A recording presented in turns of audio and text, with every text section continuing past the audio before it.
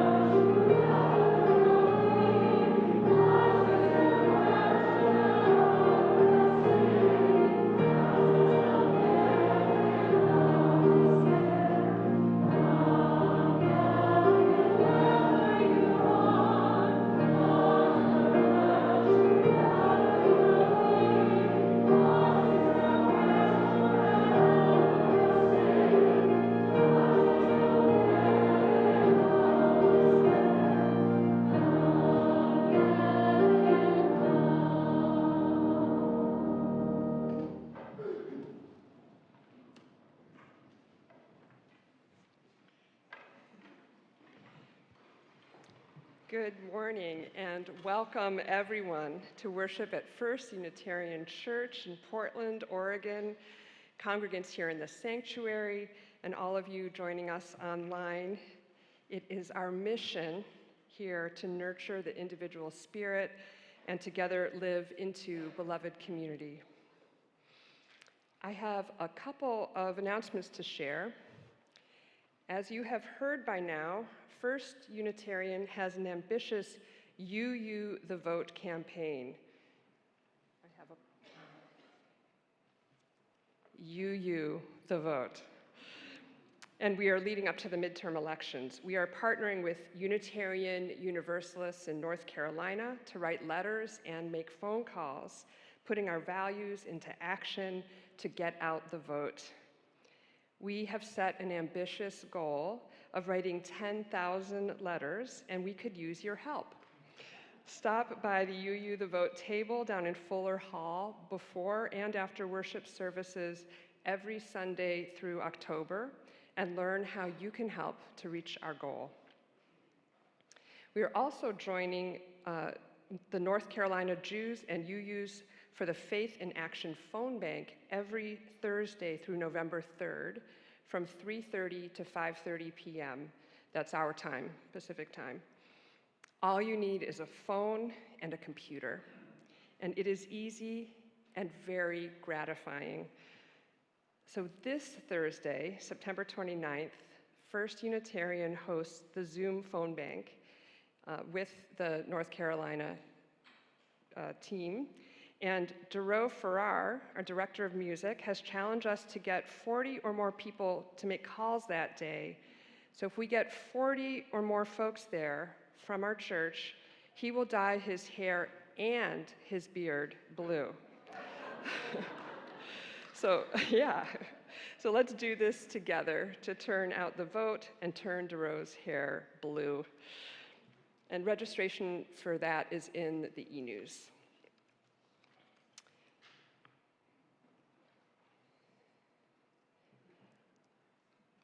This is Itzy. So when my daughter was 7, she and I adopted Itzy from the toy store as a comfort when we said goodbye to our beloved 15-year-old dog companion. Itzy is very dear to us, and so is our current family dog, Chinati. I look forward to bringing Itzy and Chinati to the animal blessing that we are holding this afternoon at 4 p.m. at Columbia Park. It's in picnic area E, as in everybody. And the gathering time is 4 p.m. The service will begin at 4:15. So we'll be blessing our animals, including honoring pets who have passed away recently. We welcome your whole family at this multi-generational service, including your furry, feathered, scaly family members. And you can bring your pets, or a photo or a stuffed animal. And if you'd like, bring a snack or a picnic and enjoy some good company following the service. So we hope you can join us. And today we have social hour downstairs in Fuller Hall, where you can enjoy the art wall and visit the bookstore. Folks joining us online can look for a QR code at the end of the service that will take you to the virtual social hour. So in a moment, we're gonna greet our neighbors, and I want to invite folks online. If you have access to the chat, you can use that to greet one another there. So let's say hello.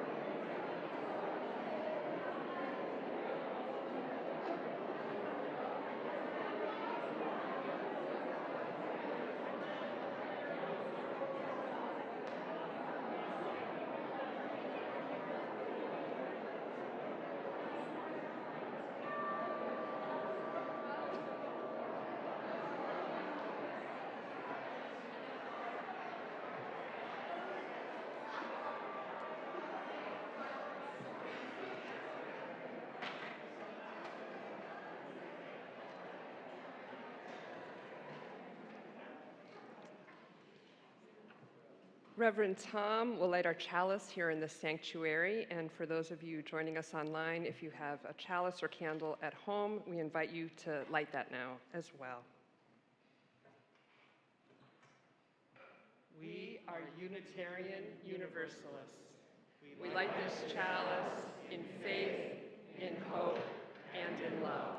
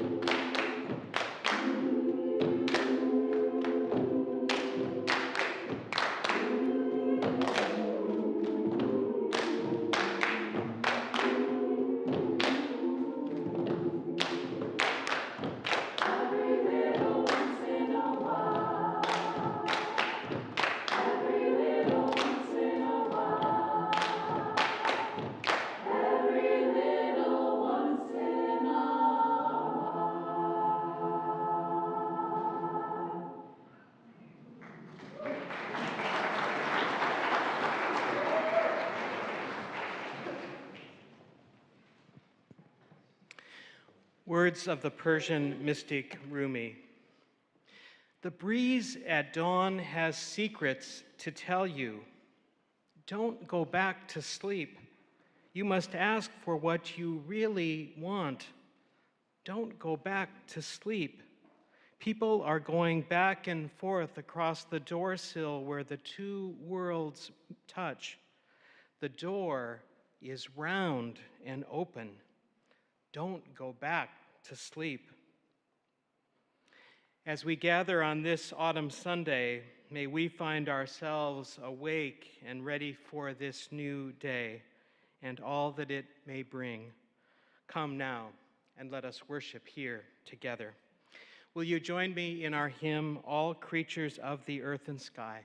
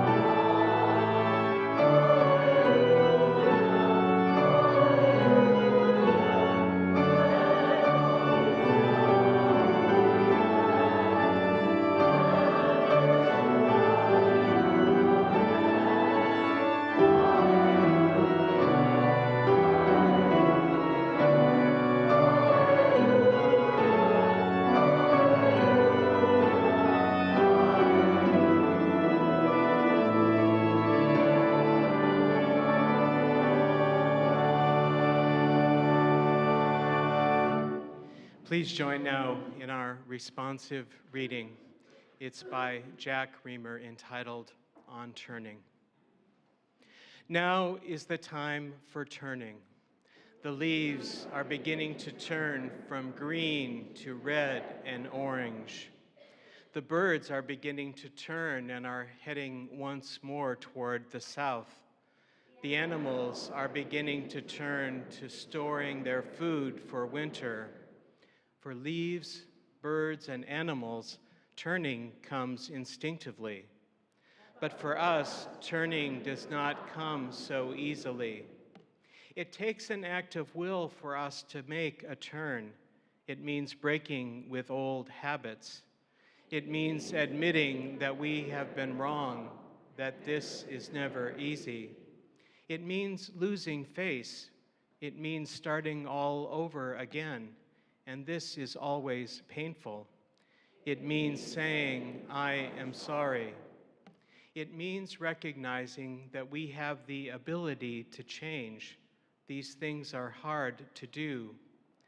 But unless we turn, we will be trapped forever in yesterday's ways.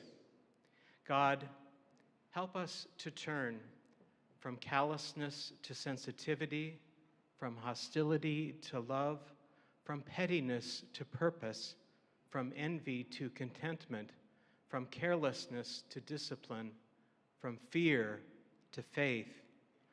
Turn us around, O God, and bring us back toward you. Revive our lives as at the beginning, and turn us toward each other, God, for in isolation there is no life. Please join now in our doxology, Spirit of Life.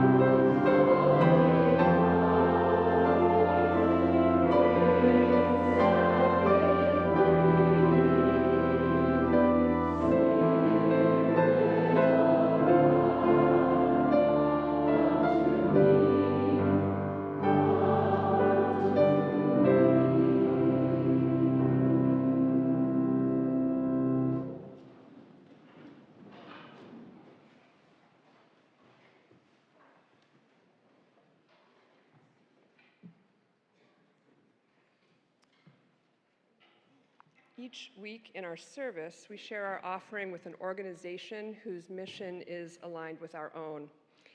And for this church year, we dedicate our monthly offerings to organizations led by youth and or committed to the development of youth leadership. For the month of September, we share our offering with Sunrise Movement PDX. Sunrise began with a group of young people heeding the call to create a space in Portland's climate justice community for youth to come together and uplift each other's voices. Last June, at our UUA General Assembly, we partnered with a project of Sunrise called Youth versus ODOT in their fight to get fossil fuels out of our state's transportation systems. This shared offering for this month supports the collaboration between Sunrise Movement PDX and the Portland Youth Climate Strike. If you're joining us this morning via live stream and want to contribute to our offering, you can click the donate button on Boxcast or use the QR code that will soon appear on the screen. And those of you who are here in person can use the yellow information card in the back of the seat in front of you. It has the web address and QR code. And if you would like to give this morning by check or cash, ushers will be in the church lobby after the service with baskets.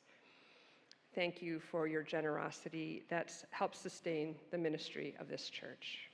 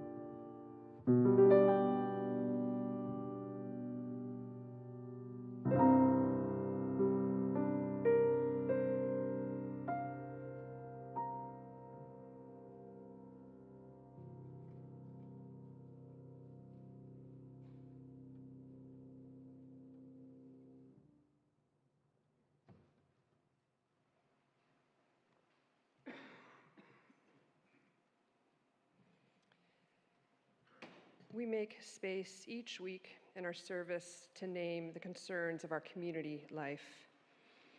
As a caring community, pastoral support happens through our ministers and our lay ministers. And that care includes holding prayers of the congregation through the week. If you are here in person, you can light a candle in one of our galleries and write down your prayer intention. And online, you can send an intention to prayer@firstunitarianportland.org. I have several parish concerns to share this morning. Gary Vinson died peacefully on Thursday morning, September 22nd. Gary was husband of member Kathleen and father and grandfather to members Scott, Jenny, and Oscar Vinson. They want to thank everyone at First Unitarian for their prayers, cards, and well wishes over the past few weeks. No service is planned at this time. John Fox, father of member Brendan Fox, died on Wednesday, September 21st, here in Portland. John worked as an attorney representing injured workers in New Orleans, where Brendan grew up. It was about 4 weeks ago that John learned he had late-stage cancer and made the decision to come here to Portland to be with Brendan, his wife Pam, and their family. He died without pain, and Brendan was grateful to be able to be with him in these last days. Robert Allen Rosette, younger brother of staff member John Rosette, died on September 17th in Arizona after a long illness. He was surrounded by family and friends. Robert was 52 years old and a successful Native American attorney. Please hold John and the entire Rosette family in your thoughts during this difficult time. Members Roger and Karen Tobin are pleased to announce that they celebrated their 45th wedding anniversary yesterday, Saturday. Karen has just completed cancer treatment for a second time and is recuperating, and they are enjoying services at home. Together, we hold these spoken sorrows and joys, as well as the unspoken joys and sorrows among us. Will you join me in a spirit of prayer? And I invite you to take a breath or two to settle in to this time in this place.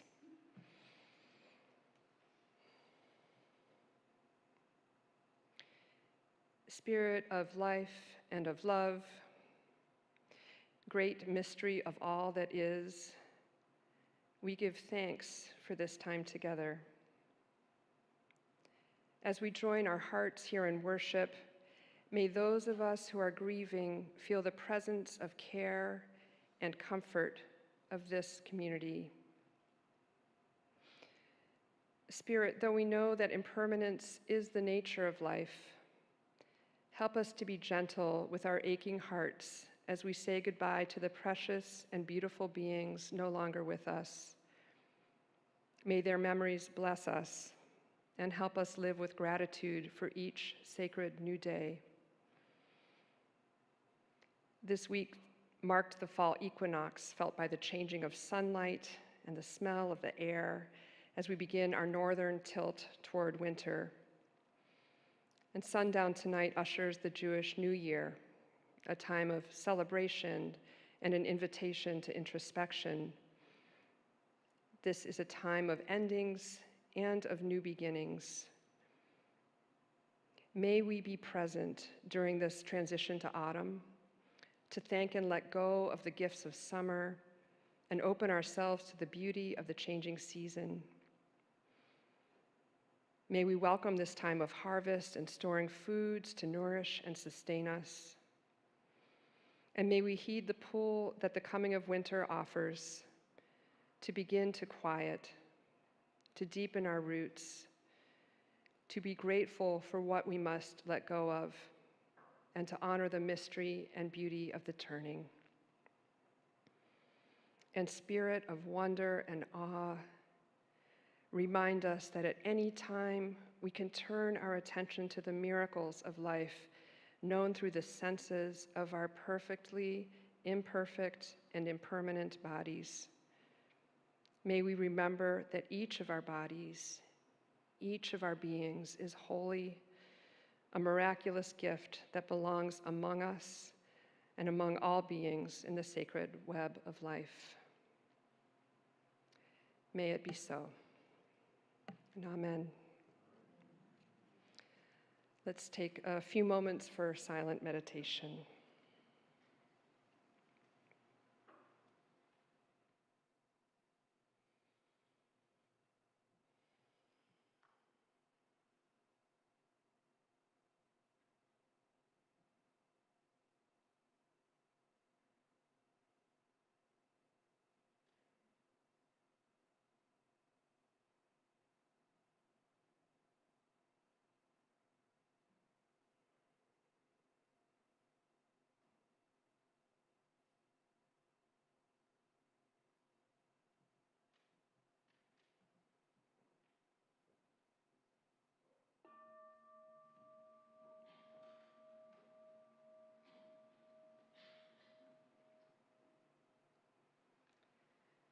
Please remain seated as we sing Return Again.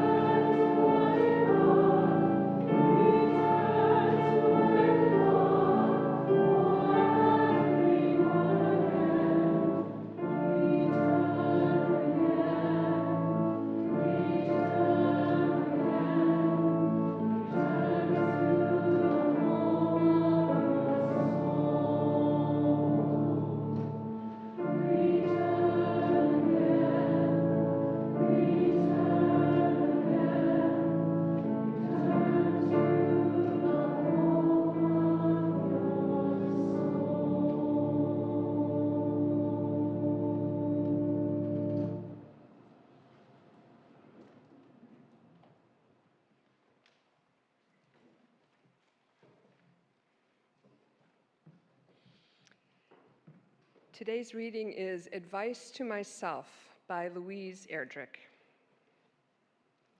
Leave the dishes. Let the celery rot in the bottom drawer of the refrigerator and an earthen scum harden on the kitchen floor. Leave the black crumbs in the bottom of the toaster.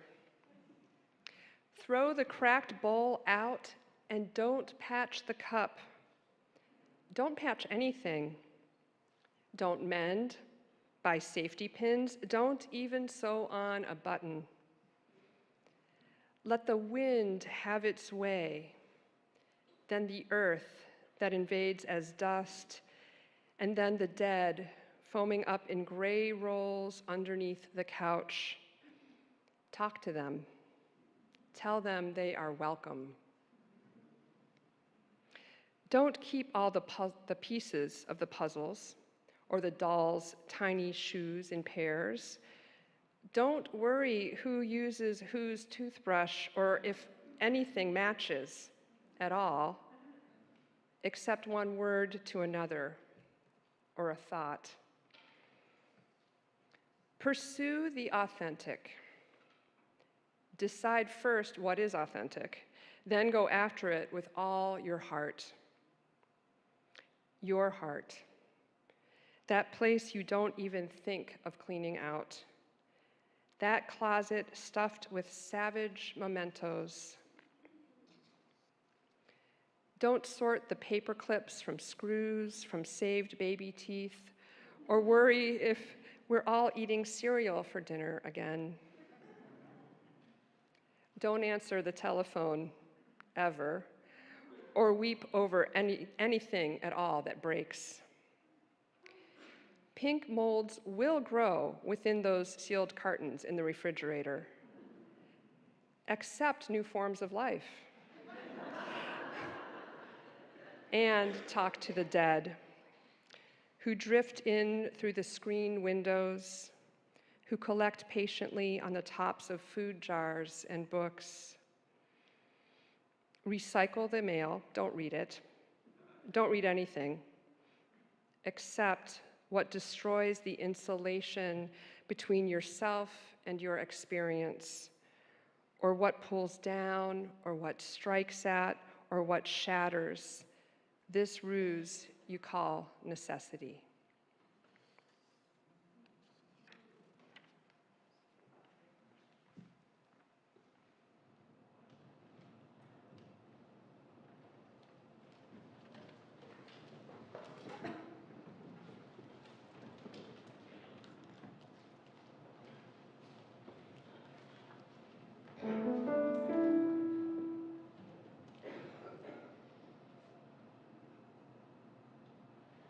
Every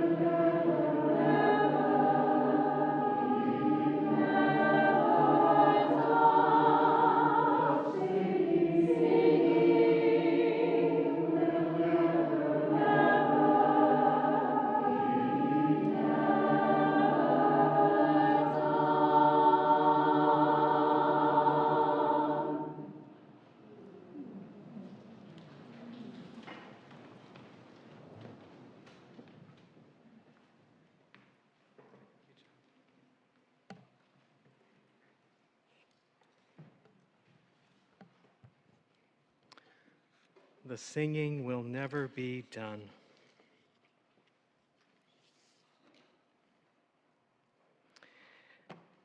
Now is the time of turning, began our responsive reading this morning.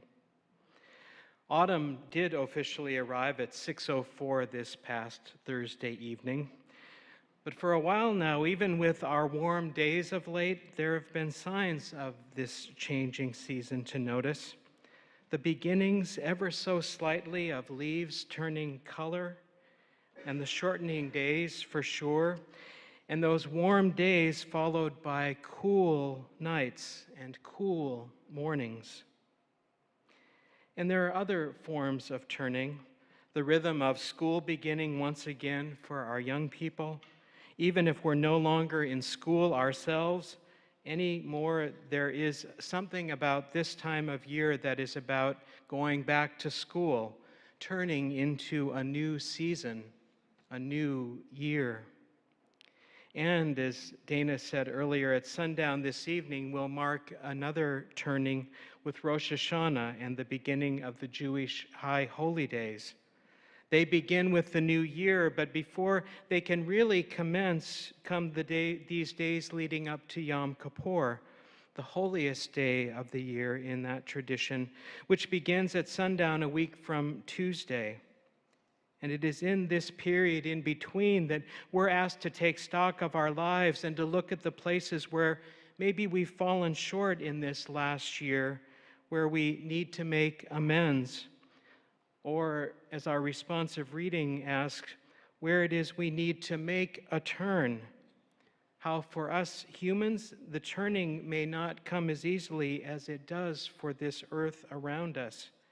How for us, that turning can take a great deal of intention. And somehow this year, that invitation to turn, that invitation to begin again feels especially important, in my life at least. The need to mark both where we are and have been, but also where it is we are going. What is it that we want to leave behind? And what is being asked of us in this time that is new? How is it that we hope to begin once again in love? We have been living in a time of disruption for so long now, it seems. COVID has certainly been a part of it. Lives lost. We've missed time with loved ones, with our friends at church. Lives have been disrupted in so many ways. That's included our sense of what is safe and how we're able to move in the world. What can we trust and what can't we trust yet? And for all too long, it seems as if we've been living in a world filled with rage and violence and so much that seems so very broken. A time when it's been hard to imagine how it is we are going to find our way forward. All of this taken together has been and continues to be so much to hold. President Biden said in an interview recently that the pandemic is over. We'll see. I sure hope that at least we will continue to be on this path that I think we're on, moving to something called a post-pandemic time. And yet it feels as if there are so many layers to all of this, so much that needs to be healed, so much that needs to be fixed.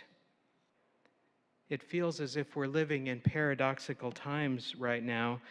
There's so much that would call us to live out of that place of separateness, out of that place of fear and anxiety that's so very present around us. Fear of the other, fear about our very existence and our planet's existence, fear about, it seems, just about everything. And yet, with all of that uncertainty, this pandemic has brought home just how interconnected our lives are.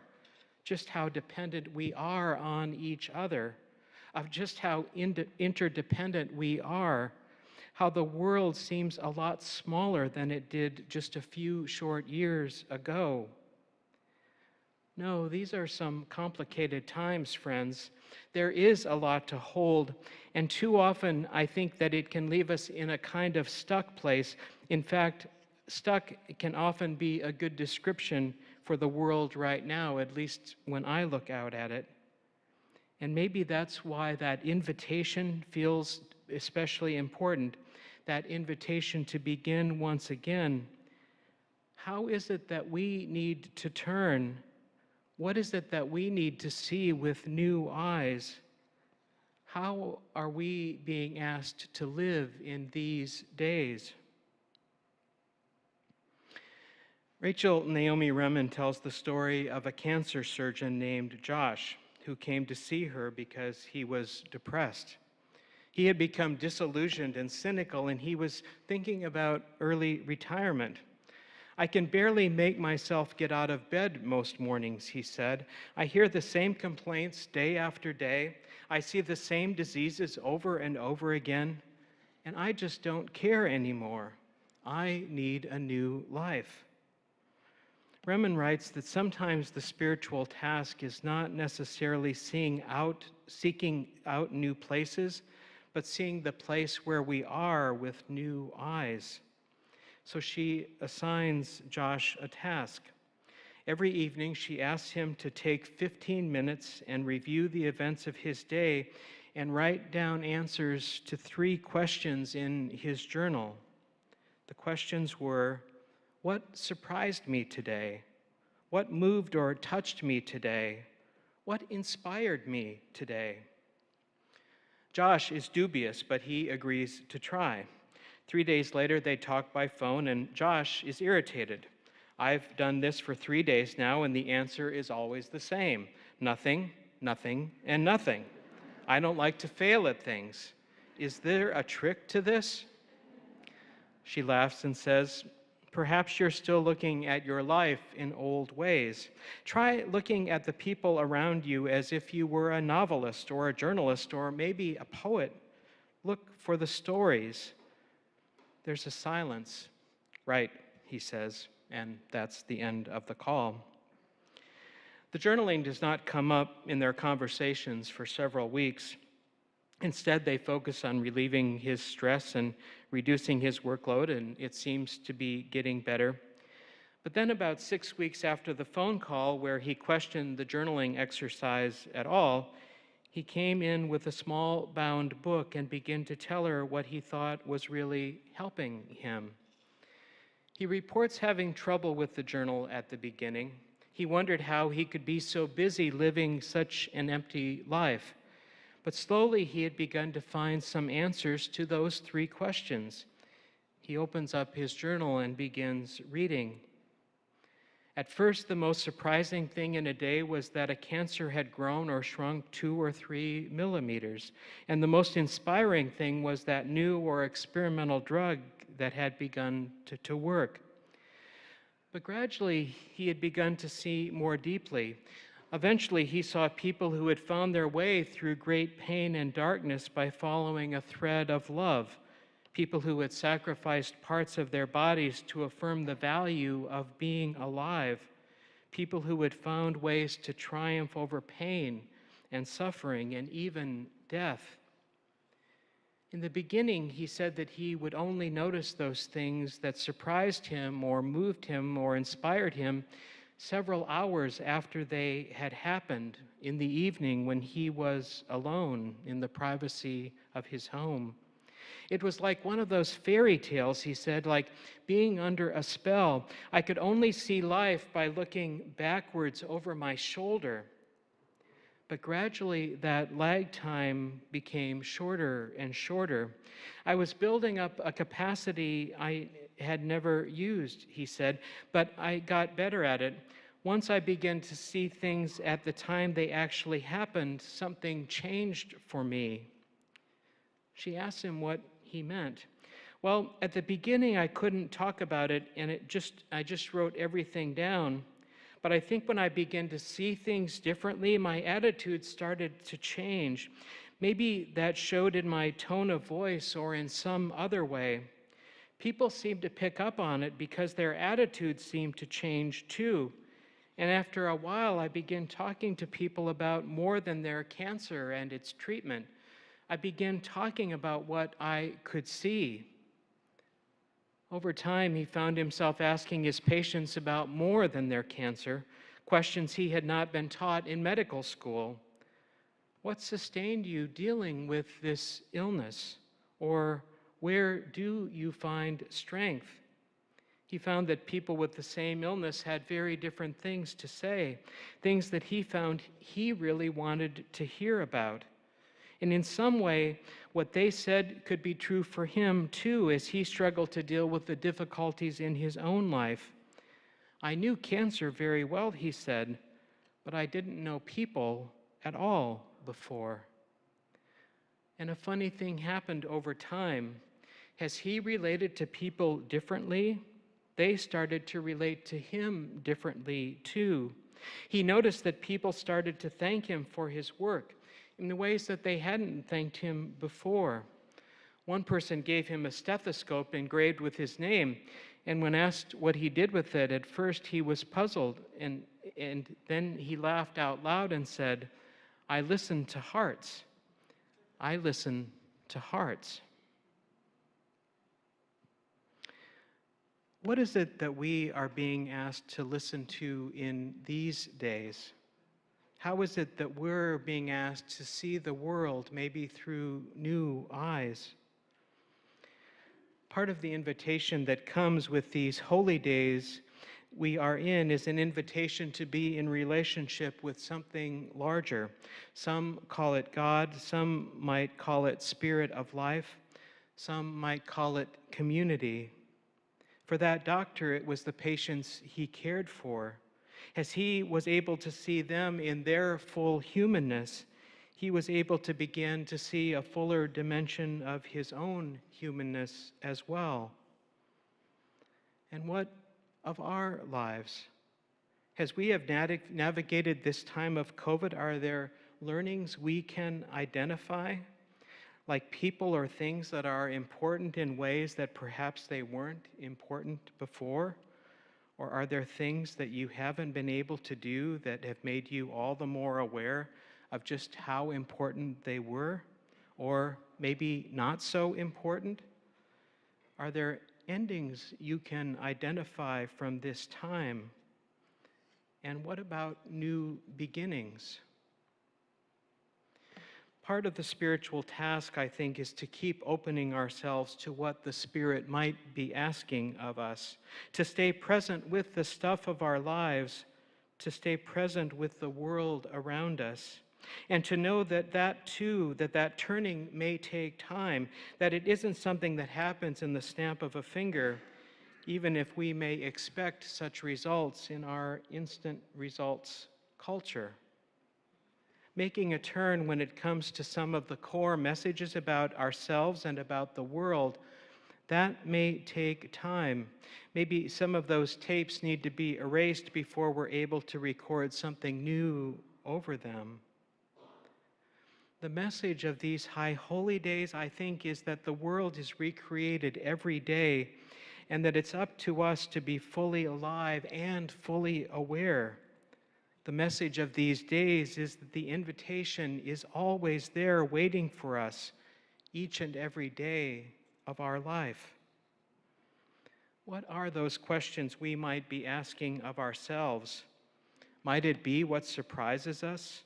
Might it be what touches us or inspires us? Maybe it's in that turn that we're wanting to make and noticing that. Or how am I called to live out my values in the world? We're asked over and over again to take the stuff of our lives and to make meaning, to make life, and to be aware that we are not isolated beings, but connected to something much, much larger. These days, our hurting world has a way of offering so many opportunities for us to learn and grow. But sometimes it can feel that there's so much hurt that we don't know where to begin.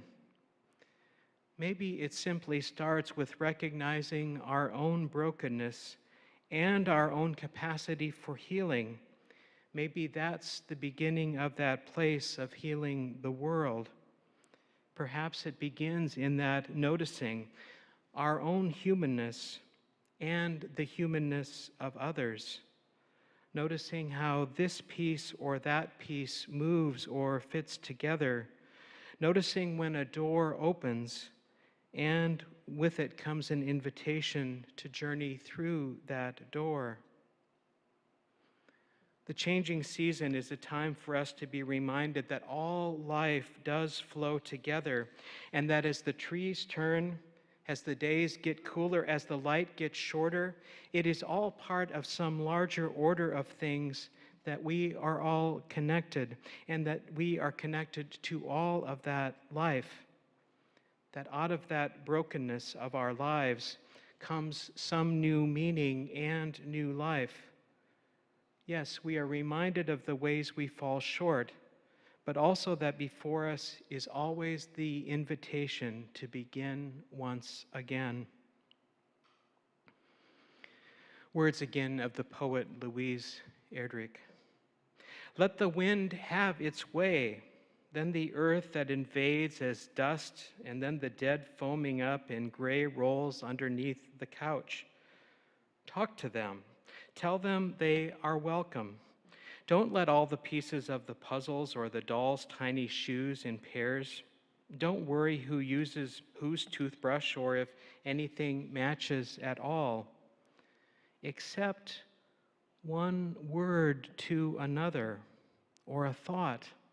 Pursue the authentic. Decide first what is authentic.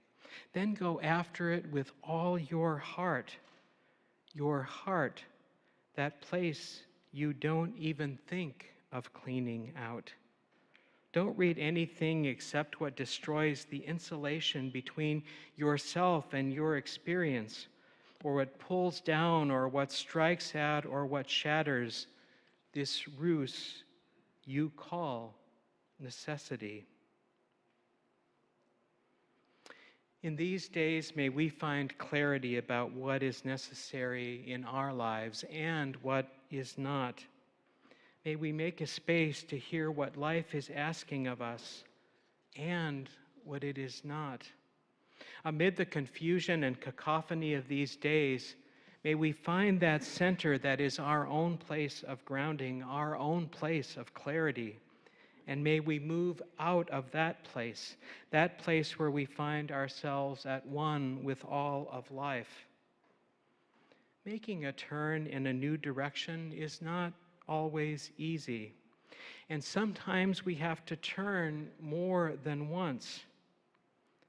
But no matter the season, no matter the circumstances we face, the important thing is that we remember we never, ever journey alone. The important thing to remember is that in the end, all of us together, we will find our way home. Amen. Will you pray with me now? Spirit of life and of love, call us always to be mindful of the blessings in our lives. Remind us that we do not live as isolated beings, but are part of something much larger, a mystery none of us can ever fully know. As the seasons move one to another, help us to pay attention to the cycles of our lives, to where we are going, to where the Spirit might be calling us. So be it. Amen. Let's sing together now. I invite you to join as we sing together the ceaseless flow of endless time.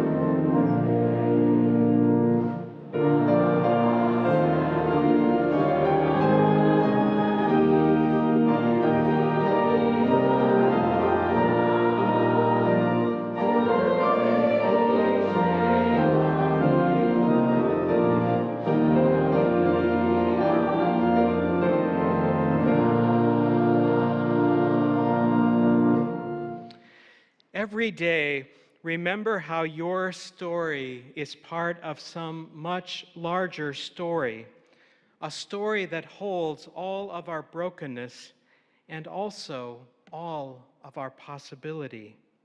Remember always how you are held in the arms of love. May you embrace the world with all of your being. This is the day we've been given. Let us rejoice in it and be glad. Go in peace. Practice love. Amen.